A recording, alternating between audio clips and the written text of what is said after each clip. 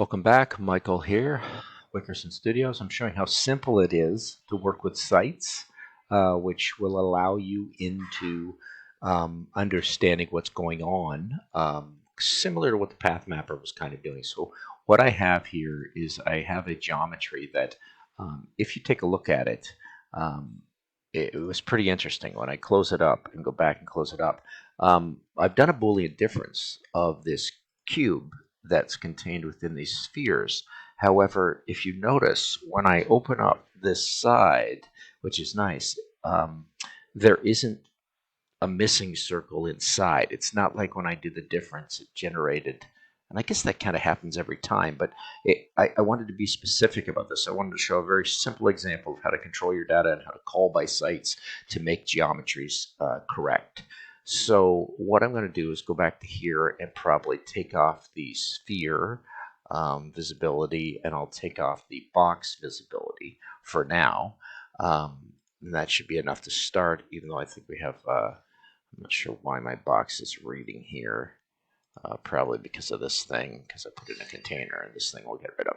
So what's happening here is I've gone through and I've made a very simple point system as well for my last video, just graphed it in the Y, so I have a grid on the bottom.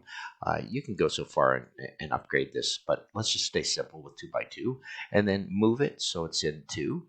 And you can see all your data and all your points recorded here, all 27, yeah, there 27 points, 9 times 3. And then item from index, I wanted to choose the middle item. So I took the list of this, I flattened it, I divided it by 2, and I put it into an integer. It comes out 13, and it gets me that spot kind of dead center. Now that spot's pretty important because that's where I'm going to build the center box from.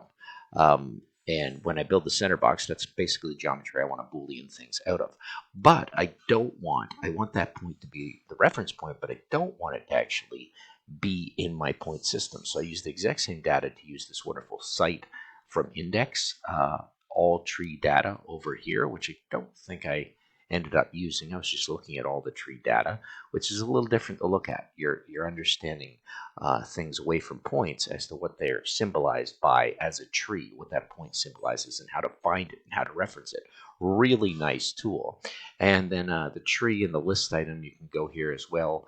The list through here, you can find out specifically that point that we were looking for, which was up here.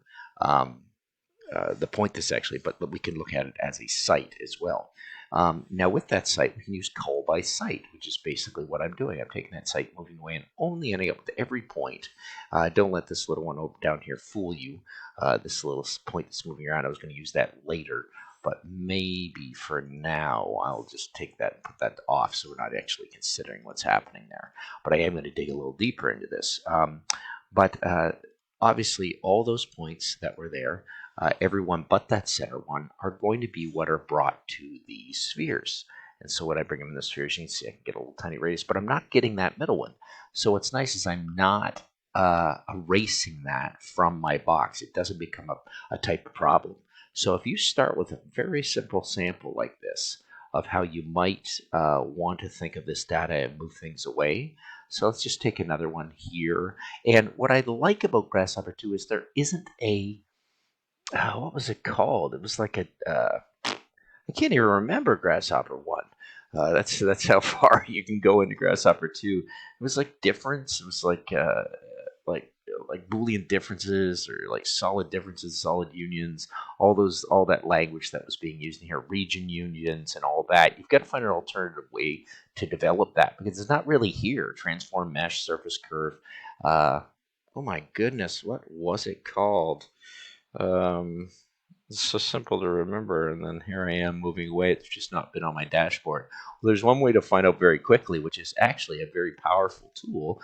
Open Grasshopper 1 while you're opening Grasshopper 2. And if you ever get stuck, you can import those nodes from Grasshopper 1 directly into your Grasshopper 2 canvas. That is a huge superpower skill to do. And by the time I open this up, it's going to snap back to the tip of my tongue. It is called the intersections, the intersect. So all those tools are really not in Grasshopper 2, but I have to wonder if I couldn't go in here and grab a solid difference and drag it in here and use that. So I'm just going to put away my Grasshopper 1. And I could take these objects and I could minus these objects from it. But once again, then your script's getting pretty heavy. But there it is. 9 items internally. What happens when I bake that one? There it is. I'm left with this strange unit that I can pull up here, and you can see that it tried the Boolean union and Boolean difference them all, but I guess it just read one path, so there was something funky that happened there. So I'm not really going back into using those things. I would prefer to just go in. There's the unit right there. Pretty nice. There it is. There's the unit Boolean difference. But I've left on all these other surfaces. So because of the complication and the slowdown of all this, I'm not going to bother with that. What I'm going to do is go in and bake this one, probably take that object to visibility and hide it. And then I'll take all these other objects because baking allows you to bake as groups. But you can see here I bake, it's not as groups, so I've got to grab all those and I've got to make them a group, make them one. And now I should be able to go back in. And well, it's asking me which ones do I want to group, and there they are, all grouped. I can bring out that other visibility, and now I can do my longer, heavier operations, Boolean difference of this object minus these objects, surfaces to subtract with. I think I'll have to select them all like that, and then there we go, and I think I've got it. There it is. So a little slow down, maybe not something you're used to, but nice to get this. But once again, if I open that up, and I take this side off, you'll see there isn't any conflict in the center with a minus inside there. Maybe because it went solid and covered it up, but it's not a complication. So I hope that makes sense to people. You can start building some beautiful geometries out of here. Pretty powerful to think this way. And I'm just going to do a little Boolean standard, view everything. And that's about it. That's simple to start. What I'm going to go down into is I'm going to start playing with other points to call. I'm going to replace items, but to replace them as sites, which could be replace values to sites and see what I can do geometrically. And I think the more and more complex you get with this, site from offset, site from paths, and path from tree, you can start to generate some pretty interesting geometries and fields that you might want to look at. And you have 7.5 minutes. Enjoy it. Mike at Wickerson Studios, calling by site. I think that's what it was called. Where was it? Called, not a call by sites. And that's what we want to spend time on. Building some interesting geometries. I'll flash back up into this one.